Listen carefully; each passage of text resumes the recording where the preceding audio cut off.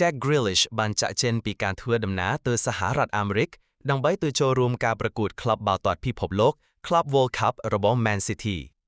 Jack Grealish បានចាក់ចេញពីក្រុម Manchester City សម្រាប់ការប្រកួតនៅសហរដ្ឋអាមេរិក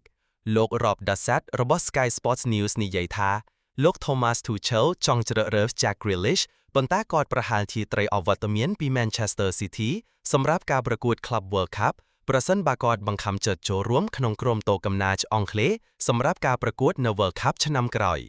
កីឡាករចំនួនថ្មី Ryan Aït-Nouri, Tijani Reinders និង Ryan Cherki សុទ្ធតែមានឈ្មោះចូលរួមប្រកួត Man City នឹងប៉ះជាមួយក្រុម Wydad AC,